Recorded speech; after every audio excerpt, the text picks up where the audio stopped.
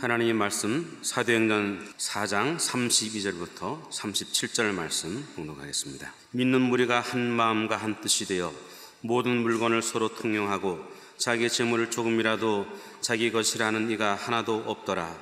사도들이 큰 권능으로 주 예수의 부활을 증언하니 무리가 큰 은혜를 받아 그 중에 가난한 사람이 없으니 이는 밭과 집 있는 자는 팔아 그 판 것의 값을 가져다가 사도들의 발 앞에 두매 그들이 각 사람의 필요를 따라 나누어 줍니다. 그 부류에서 난 레위족 사람이 있으니 이름은 요셉이라.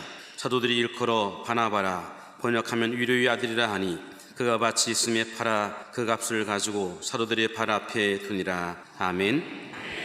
야, 우리 옆에 계신 분 보고 복 받으셨습니다. 이렇게. 야, 우리 베들레헴에 계시는 분들도 할렐루야. 예.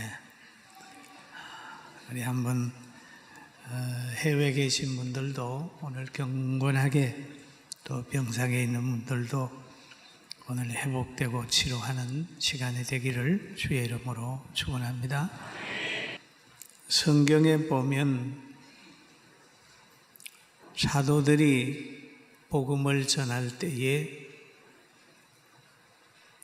복음을 못 전하게 하는 사람들로 인하여 많은 박해를 받았어요.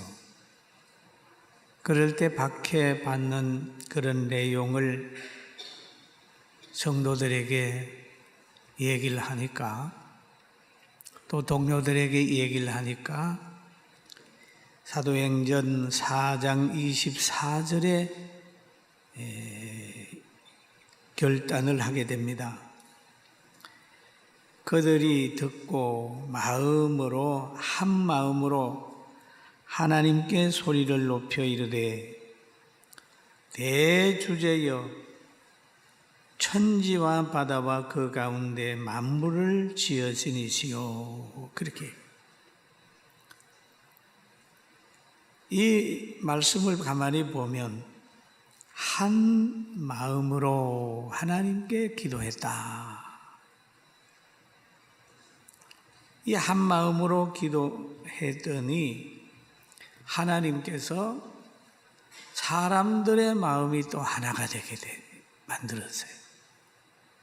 성령으로 하나 되게 되는 역사가 나타나게 된 것입니다. 그래서 오늘은 거룩한 나눔이라는 말씀으로 하나님의 말씀을 전할 텐데, 여러분, 한 마음은 한 지식에서 오고 한 소명에서 한 마음이 오는 거예요. 그런데 이 한 마음과 한 지식은 한 소망에서 오는데 이게 한 영을 가지면 한 마음이 되어버려요. 그래서 예수님은 늘 그렇게 말씀하지요. 하나님의 성령으로 하나 되라 그러죠. 그리고 바울 사도는 너희 안에 이 마음을 품으라고 예수의 마음이다, 그렇게 성경이 이야기하기도 합니다. 그런데 왜 사도들이 복음 전하는 걸 못 전하게 했을까요? 그 세력이 어둠의 세력이기 때문에 그렇습니다. 지금도 교회를 비판하고 복음을 외면하고, 또 무신론자들은 복음을 가지고 있는 사람에게 벌을 주는 그런 공산주의자들도 많이 있습니다. 사랑하는 성도 여러분, 오늘 성경이 예언한 대로 열방이 분노하며 족속들이 허사를 경영하고 세상의 군안들과 관리들이 모여서 주와 그리스도를 대적하는 예언된 사건이 일어나는 것을 보면서 다시 한번 한 마음으로 기도하게 되기를 주님의 이름으로 축원합니다. 축원합니다. 그리고 이들이 기도하게 되니까 하나님이 응답을 했어요. 하나님이 응답을 했는데 그 응답한 내용을 가만히 보면 빌기를 다하매 그랬습니다. 사도행전 4장 31절에 모인 곳이 진동하더니 무리가 다 성령에 충만하여 담대히 하나님의 말씀을 전하니라. 그러면 모인 곳이 진동하더니 무리가 다 성령이 충만하여 담대히 하나님의 말씀을 전했다. 여러분, 기도 많이 해서 하나님의 말씀을 받아서 마음에 담대함이 있기를 주님의 이름으로 축원합니다. 그래서 그 사람들이 또 모여가지고 이제 함께 기도하게 되는 거예요. 오늘 본문의 사도행전 4장 32절에 이렇게 기록이 되어 있습니다. 믿는 무리가 한 마음과 한 뜻이 되어 모든 물건을 서로 통용하고 자기 재물을 조금이라도 자기 것이라 하는 이가 하나도 없더라. 하나도 없더라. 그런 얘기를 하고 있어요. 그러면 여기에 보면은 하나님 앞에 한 마음으로 기도했더니 온 교회가 성도들이 한 마음이 됐어요. 한 마음으로 하나님 앞에 기도를 드렸더니 온 성도들이 한 마음이 됐단 말이에요. 그런 걸 보면 하나님과 통하면 사람과도 통하는 겁니다. 할렐루야.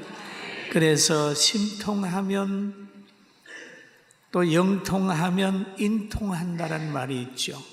그럼 인통하면 어떻게 될까요? 인간관계에도 잘 통하는 거예요. 사람끼리 잘 통하게 하려고 친교도 하고 또 체육대회도 운동회도 하고 만찬도 하고 등산도 하고 이렇게 인위적으로 친하려고 노력을 하다가 보면 거기에는 부작용이 생기지만은 하나님 앞에 열심히 기도하고 성령으로 하나 되게 되면 서로 간의 필요를 채워주는 좋은 관계가 된다는 사실을 믿게 되기를 주님의 이름으로 축원합니다. 그러면 성령이 함께 하시면 어떤 결과가 오느냐 하면 자신 옆에 있는 사람의 필요를 채워줄 마음이 생기는 거예요. 자꾸 필요를 채워줘. 그리고 초대교회도 보게 되면은 집 있는 사람은 집 팔고 땅 있는 사람은 땅 팔아서 사도들 발 앞에 갖다 놓으니까 사도들은 그거 가지고 다른 사람들의 필요를 계속해서 채워줬다. 필요를 채워줬다. 여러분, 우리 대한민국에도 과거에 선교사들이 들어와서 우리 민족에게 필요를 채워줬습니다. 필요를 채워줬는데 그 당시에 교육을 받지 못하는 사람들이 많아가지고 한글을 읽지 못하는 사람이 있었어요. 낙후된 교육 현장을 보면서 아펜셀러 목사님은 배제 학당을 세웠습니다. 언더우드 선교사님은 경신학교를 세워. 그게 지금 오늘날 연세대학교가 되었습니다. 스크렌트 여사는 세운 이하 학당을 세웠어요. 필요한 게 뭐냐? 기도하는 그분들이 필요한 게 뭐냐? 이 대한민국에 필요한 게 뭐냐? 생각을 하다가 학교를 많이 세웠어요. 그래서 이제 1910년 2월까지 설립된 기독교 학교는 한국에 796개나 됐습니다. 그만큼 필요를 채워줘. 그때 그 미션스쿨 학생들이 4만 1,000명이나 됐어요. 정부에서 운영하는 것보다 2배나 더 많은 학교가 세워져서 신령한 학생들을 많이 길러냈습니다. 그리고 1890년에는 전국적으로 성교 병원이 세워지므로 구습과 미신 타파를 하고 노비 제도를 폐지하게 되는 그런 역사가 있었지 않습니까? 그런 것처럼 피로를 채워줬다. 그리고 피로를 채워주려고 하니까 물질 초월의 신앙을 가졌어야 되는 거죠. 그럼 이 사람들을 보면 오늘 본문에 보면은 다른 사람의 피로를 채워줬다 그런 말씀이 있잖아요. 마태복음 6장 21절에 보니까 내 보물이 있는 곳에 내 마음이 있느니라 그렇죠. 또 디모데전서 6장 10절에 보면 돈을 사랑함이 인만하게 뿌리가 되나니 이것을 탐하는 자들은 미혹을 받아 믿음에서 떠나 많은 근심으로 자기를 찔렀도다 라고 하는 말씀도 있습니다. 그런데 초대교회 성도들이 기도를 함으로 인하여 이제는 마음을 하나님 앞에 드리면서 물질 초월의 신앙을 가지고 성도들의 피로를 채워주려고 노력을 했습니다. 여러분 우리도 교회 나오든지 어디 가든지 나의 피로를 채우려고 하는 목적보다는 하나님께 영광을 돌리고 남의 피로를 채워주려는 따뜻한 마음 가지게 되기를 주님의 이름으로 축원합니다. 오늘날 한국교회가 이 초대교회에 일어났던 이런 운동이 일어났다면 어떻게 됐을까요? 우리 한국 사회는 더 달라졌을 겁니다. 피로를 채워줌으로 인하여 어떤 역사가 나타나느냐 하면 그 성도들 가운데 가난한 사람이 없어졌어요. 가난한 사람이 없어졌어요. 그리고 하나님은 늘 가난한 사람들 마음에 두고 있습니다. 신약에 와가지고 어떤 부자 청년이 예수님 앞에 나와서 그러는 거예요. 천국에 가려면 어떻게 되느냐? 구원받으려면 어떻게 되느냐? 그렇게 질문을 한 거죠. 왜냐하면 물질적인 부 가지고는 마음에 만족이 없잖아요. 그러니까 이 청년도 율법을 많이 지켰지만은 만족이 없는 거예요. 물질을 많이 가졌지만은 만족이 없는 거예요. 그러니까 예수님을 찾아가서 이제 상담을 합니다. 그런데 예수님께서 그가 율법을 지켰다고 하는 말을 듣고 매우 기뻐하시면서 하신 말씀이 야, 너 한 가지 부족한 게 있어. 가서 내게 있는 것을 다 팔아 가난한 자들에게 주라. 그리하면 하늘의 보화가 내게 있으리라. 하늘의 보화가 너에게 있으리라. 그리고 와서 나를 따르라. 그렇게 합니다. 여러분 하늘의 보화를 가지게 되고 예수님을 따르게 되면 인생이 영원히 행복할 텐데 이 청년은 그러지 못했습니다. 마가복음 10장 22절에 같이 한번 보실까요? 그 사람은 재물이 많은 고로 말씀으로 인하여 슬픈 기색을 띠고 근심하며 가니라. 그죠?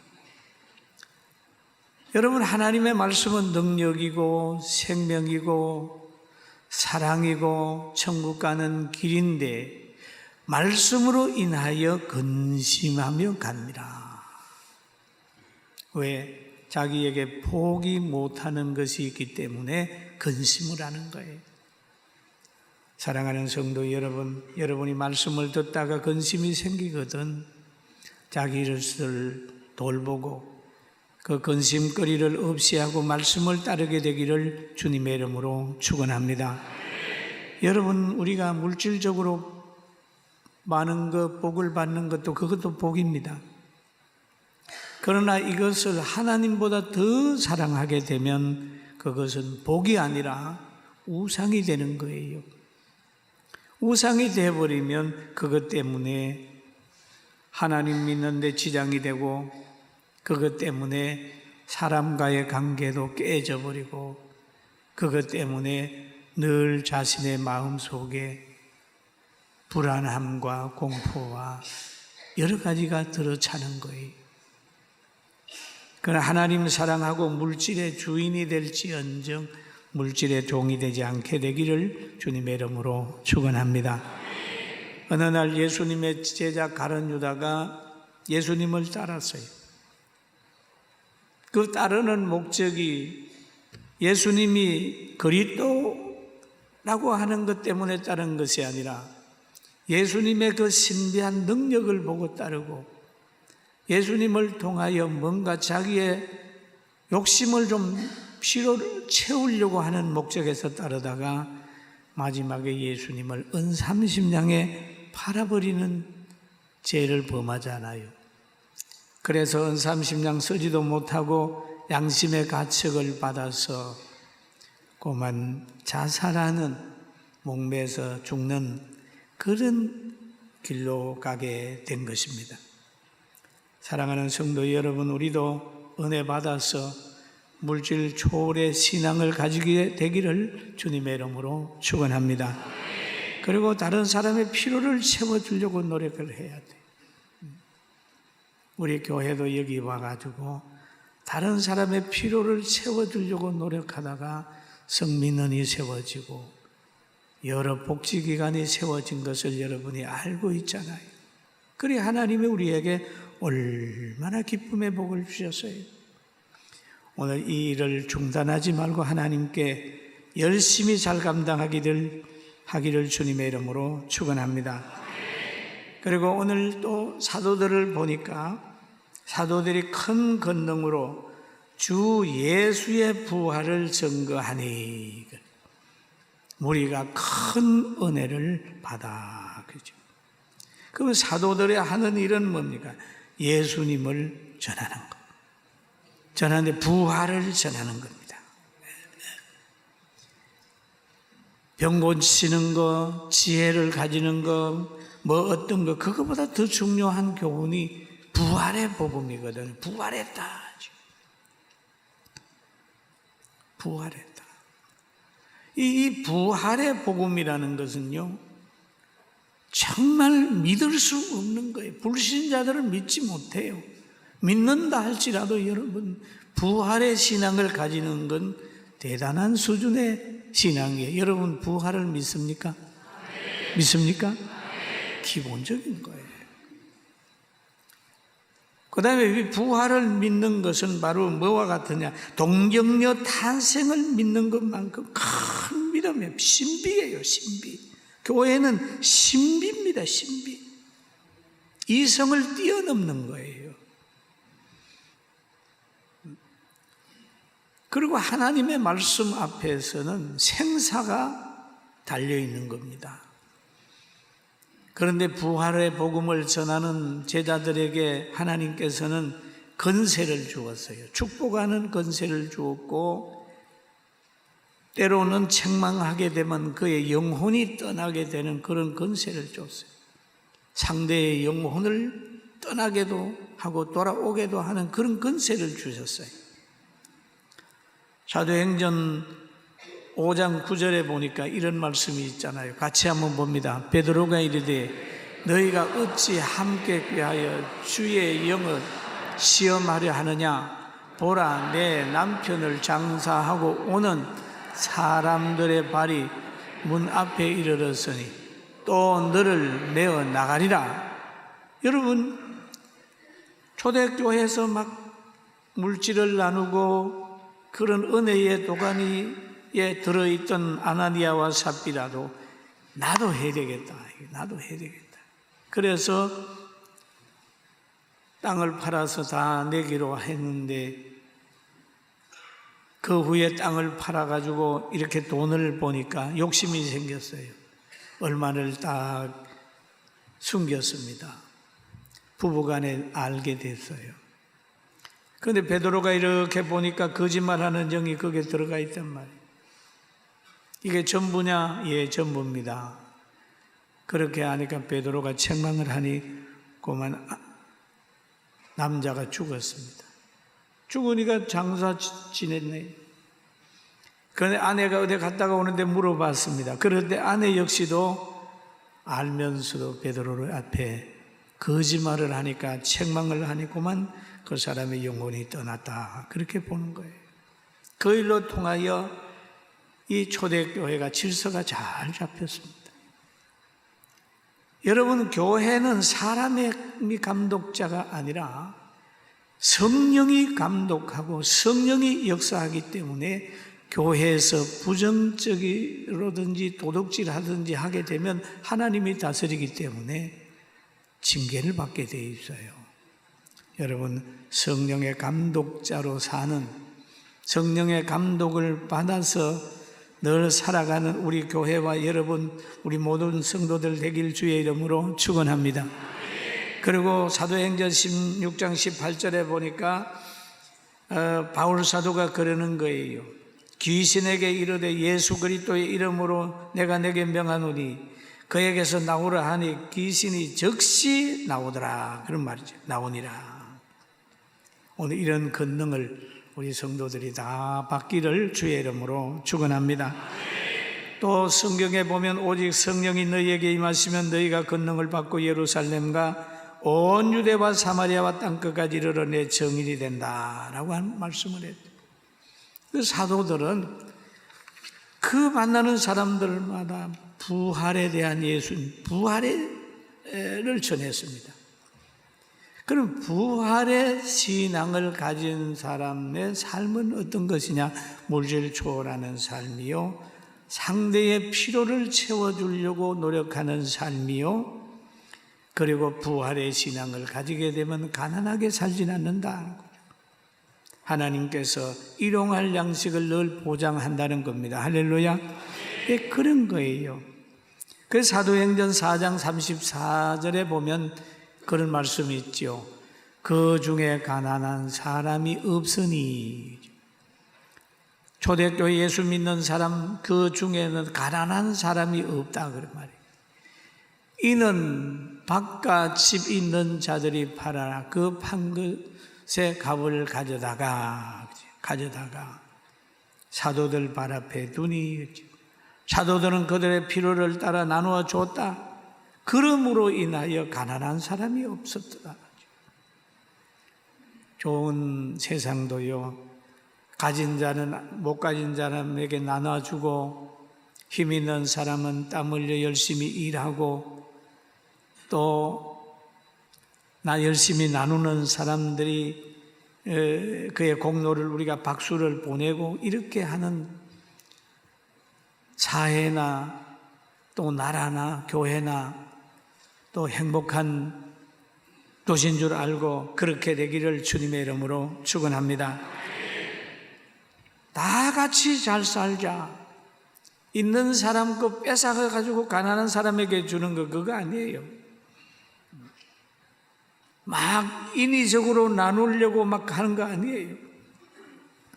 그런데 그렇게 하는 어떤 공산주의자들 보면은 다 뺏어가지고 먼저 자기 욕심 차린단 말이에요.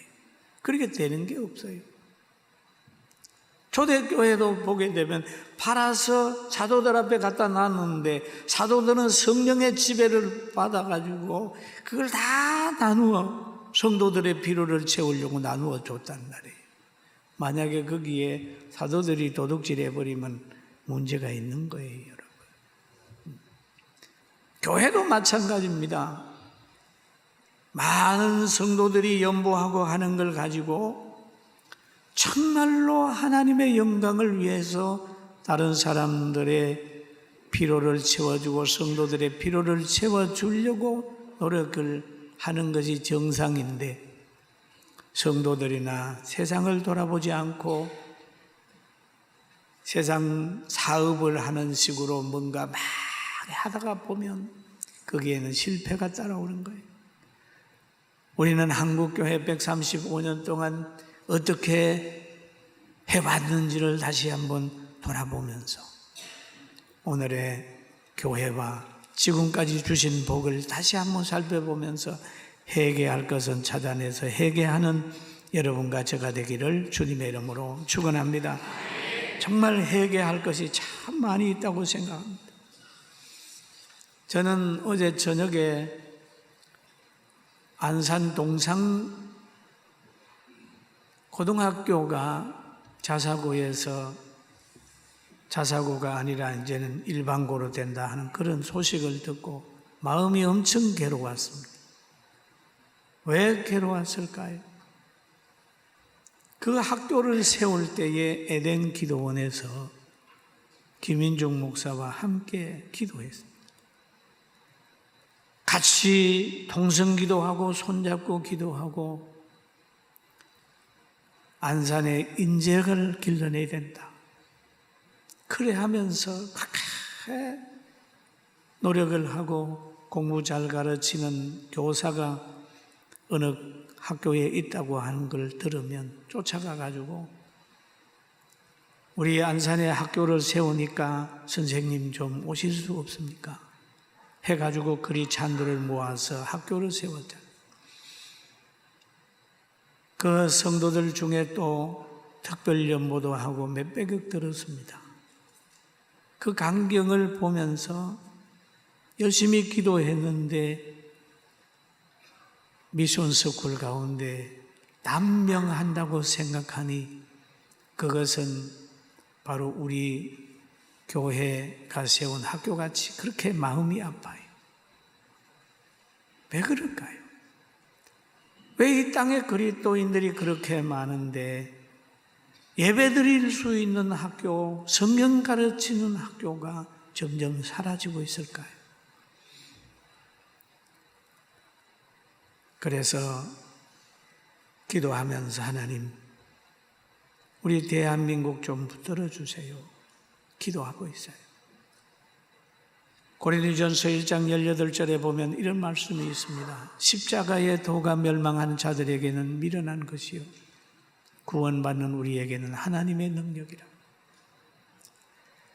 십자가의 도를 가르치는 것을 보고 구원받지 않는 사람들은 보고 미련한 거다.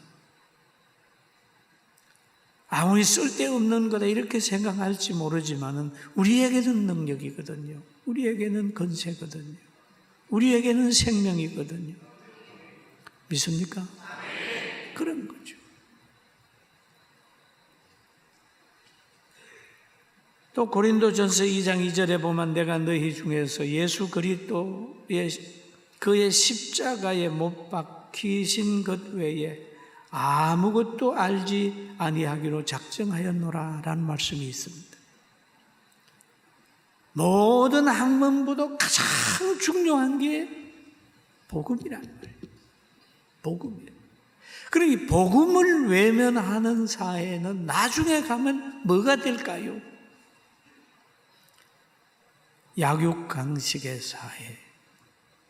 그냥 이성 없는 짐승처럼 사는 그런 사회.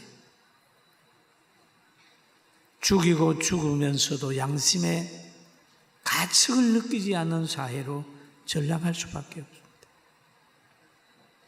우리들은 깨어 있어서 성령에 감동받은 사람으로 살고 감동받은 가정으로 살고 가정을 만들고 이 사회를 만들게 되기를 주님의 이름으로 축원합니다.